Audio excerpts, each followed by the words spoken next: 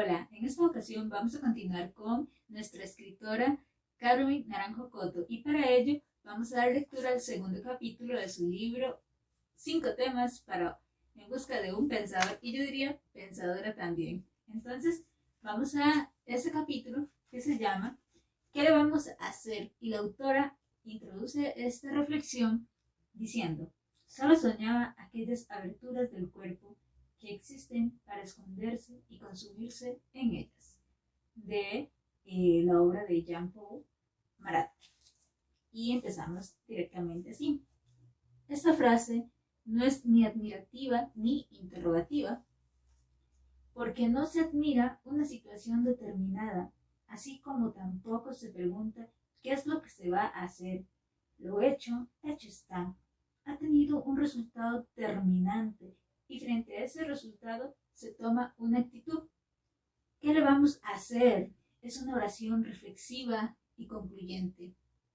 Se da por terminado un asunto y se encogen los hombros. Ha acabado una acción o ha pasado un suceso y ya no hay nada que hacer. O se cree que no se puede hacer nada. La expresión es absolutamente conformista porque en su base hay plena resignación ante lo sucedido. Con el que le vamos a hacer, el hombre acepta el resultado y termina con esa reflexión cualquier hazaña, cualquier propósito, cualquier esperanza, cualquier aflicción frustrada. No hay nada que hacer excepto aceptar el hecho y conformarse. Vuelve el sujeto expresante a convertirse en colectivo, vuelve a refugiarse en el todos, como si ante la resignación dejara de ser uno para hacerse muchos, posición idéntica a la que demuestra el decir mal de muchos, consuelo de tontos. Se corre al laberinto de la abundancia en el momento en que se reparte la desgracia, porque dentro del todo los golpes son menores y el desconsuelo de otros alivia nuestra propia pena. Entonces ella continúa diciendo: lo que a mí me sucedió no es nada. Figúrese que en la casa vecina los ladrones casi se llevan a los dueños. Entonces, el me robaron es muy sensible, el nos robaron es menos sensitivo. La unión de los sujetos alivia los males, quizá porque buscamos conciencia de solidaridad en el dolor. Eso podría llevar a la conclusión de que en la dicha nos hacemos extremadamente individualistas y en el pesar procuramos ansiosos el apoyo. Es más, a quien sufre se le aconseja pragmáticamente la compañía de otro que sufre más o ha sufrido los mismos males. La alegría es de alguien porque a alguien le tocó la suerte de tenerla. La tristeza también es de alguien, pero volvemos los ojos rápidamente para ver con quién la podemos compartir. ¿Qué le vamos a hacer? Parece el comentario más fatalista que se pueda expresar en nuestra lengua. Da la impresión de que después de un encogimiento de hombros, entonces se cruzan los brazos y el sujeto queda inmóvil y sin salida, resignado, esperando otro rumbo, otra oportunidad. Y si siempre se ha de repetir en cadena, si se va a hacer costumbre esa reflexión, nos tendríamos situados realmente dentro del grupo de los muertos en vida. El decir no admite excepción alguna, porque está poniéndole punto final a la acción. La esperanza, la posibilidad de otra cosa y la lucha han quedado sin campo, fueron evacuadas oportunamente. Ya no se pueden mencionar ni siquiera, porque antes de concluir con el ¿qué le vamos a hacer?, existió un proceso en que se valoraron oportunidades, se hicieron solicitudes, se pidió al santo favorito, se acudió a la influencia de los poderosos. Todo fue inútil. ¿Y el qué le vamos a hacer? Resume la impotencia y el fracaso de las mediaciones. Entonces, la única acción que cabe es la de resignarse. Es una resignación que no tiene explicaciones, ni siquiera se comprende. Si fuera explicable, el hombre usaría directamente el yo y diría ¿qué voy a hacer? La introducción permitiría franqueza en su actitud y con ella verdad, porque solo el que no se miente puede saber lo que va a hacer, aunque esté decidido a no hacer nada. a poner punto final a su acción. El hombre esconde su verdadera y su definidad, es decir, su verdad y su definición en el nosotros. Vuelve a refugiar su no hacer nada en un ente colectivo. En el fondo se está mintiendo porque se está consolando y el consuelo es tan mentira que por eso mismo no consuela. La resignación no es un remedio ni un calmante. Es el dolor pleno de una pérdida rotunda, el hecho innegable de una derrota. Además, tampoco es comprensible porque el hombre se resigna en un entendimiento común. Ante su impotencia pasa a pertenecer al grupo, en una especie de disculpa que no comprende porque no está analizando, está sentimentalmente integrándose a algo más fuerte que su voluntad. El suceso ya cumplido y ante él se desarma con una frase pacífica de conformidad. Si el hombre estuviera exclamando ¿qué le vamos a hacer?, con su exclamación encerraría un grito desesperado que no es resignación ni conformidad, que es una tregua para iniciar alguna acción, para rebelarse contra lo sucedido. Tampoco el hombre está preguntando ¿qué le vamos a hacer?, porque entonces estaría indagando, estaría revolucionando la inercia de su pensamiento, estaría escarbando la posibilidad de una solución. Y en esta frase, la importancia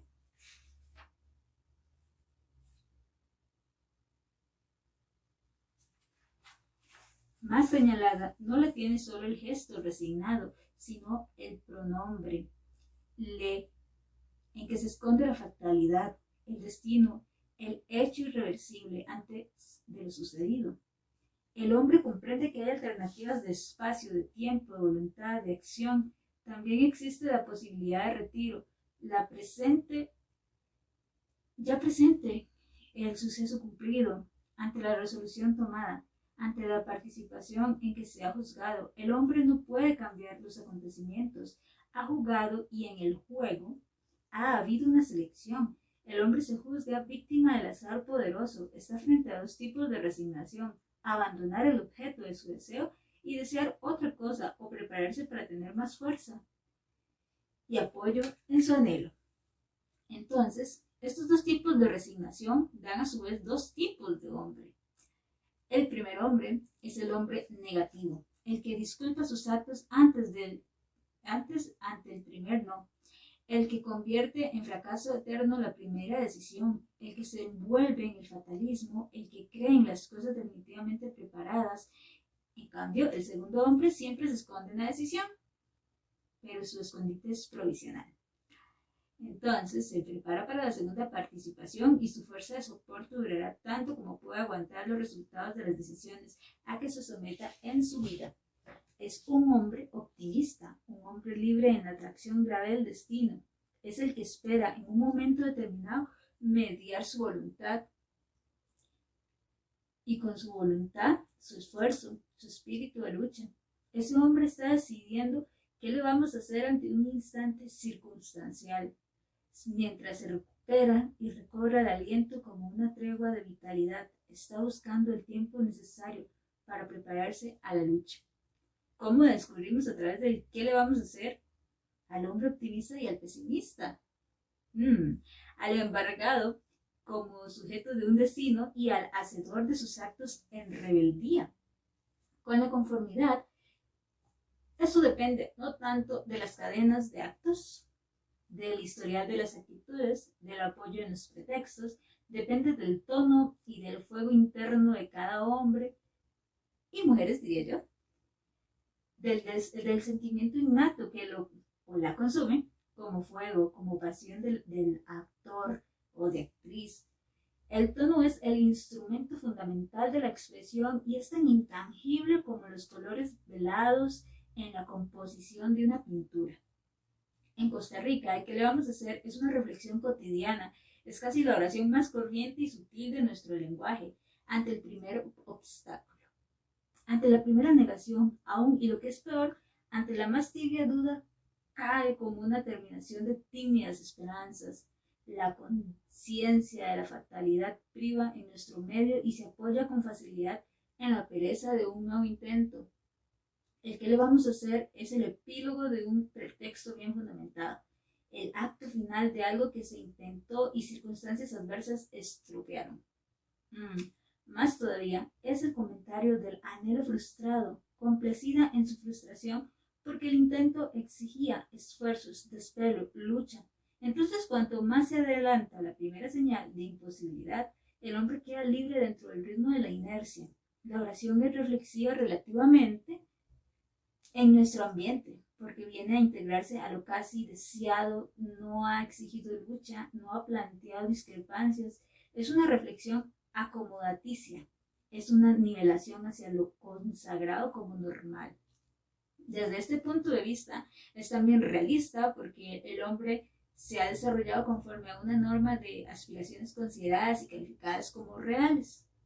El intento fue una especie de sueño, algo que transgredía esa cierta forma la realidad y ya sentada como base de país pequeño, mediocre y con pocas posibilidades. Carmen Naranjo continúa diciendo: el que le vamos a hacer integra esa realidad, hace olvidar un sueño, una pretensión ajena a lo normal. El costarricense se conforma y se consuela, ha vuelto a su estado original, a su no acostumbrada ambición. Por eso, el que le vamos a hacer está muy cerca del así somos.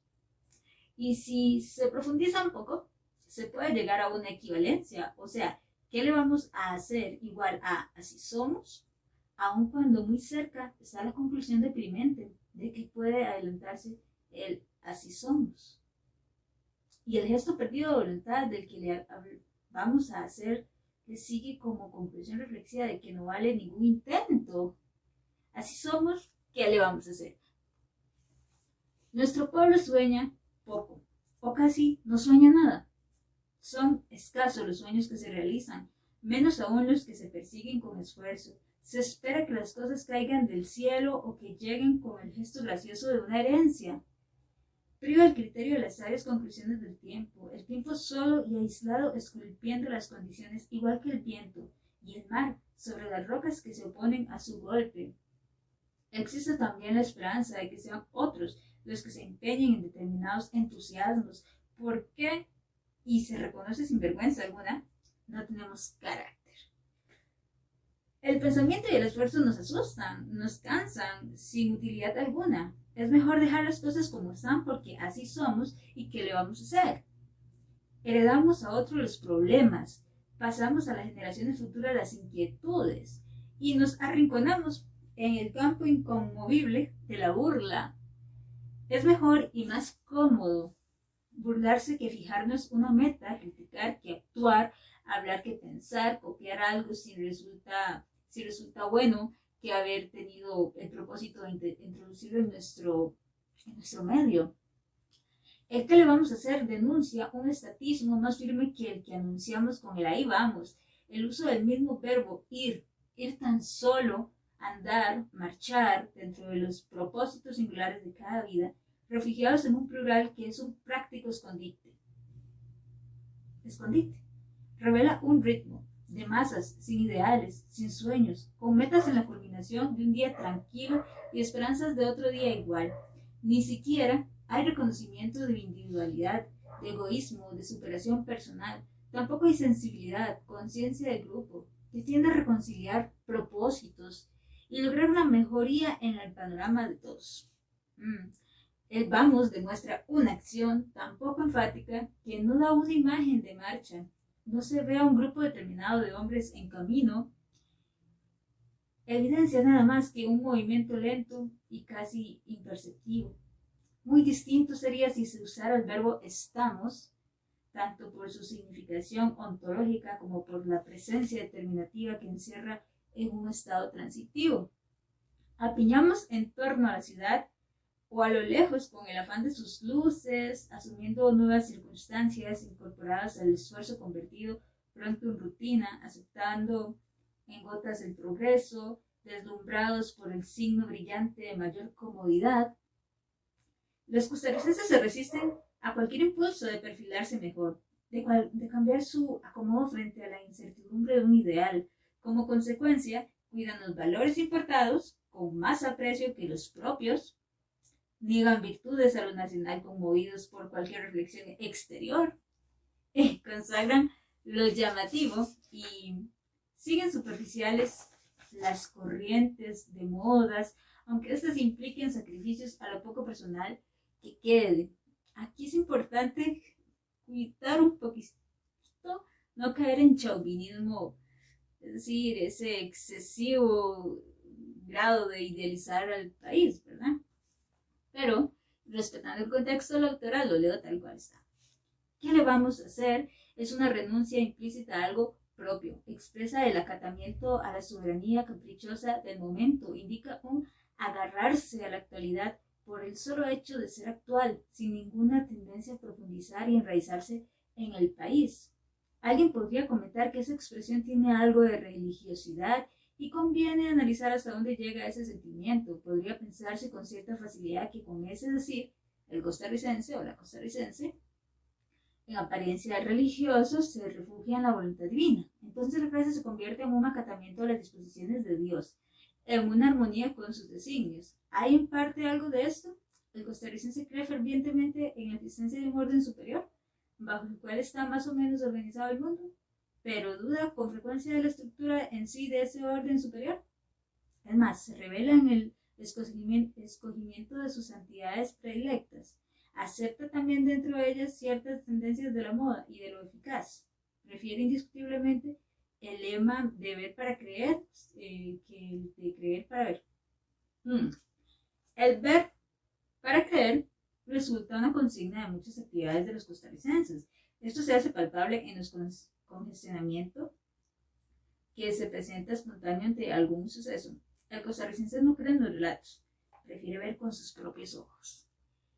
El accidente callejero, el lugar del suceso, el ajetreo del escándalo político, consigue espontáneamente miles de ojos presenciales y curiosos. En cambio, ante los espectáculos indirectos, salvo que exijan la presencia como estímulo para la reacción individual, se prefiere el relato de otro, pero más que el relato, su comentario. En esta forma, el costarricense evita pensar y termina por repetir la crítica.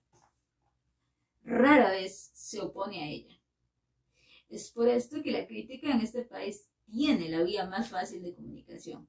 Se dice, yo no lo he visto o he leído, según el caso, pero parece que no vale, me han dicho. El costarricense tiende el oído en busca de unos ojos prestados en estos casos y goza con esos comentarios, pues dentro de ellos se libra de cualquier responsabilidad sin perder el movimiento de lo que está sucediendo. Esta inercia que va del campo del pensamiento al de la fe se presenta como un estímulo muy fértil para la expresión del qué le vamos a hacer, que en esa forma, matizando nuestra lengua, configura una ancla leve y pesada que nos permite flotar con cierta comodidad. Y en materia religiosa, el costarricense se mantiene dentro del ver para creer como fundamento de su fe. Por eso tiene para él mucho ascendiente el prestigio de las personas religiosas. Si bien hay cierta burla hacia el beato, se reconoce que ese calificativo es una especie de abrepuertas. La vida ha enseñado al costarricense a ser práctico y no olvida esa condición de respeto y de señorío.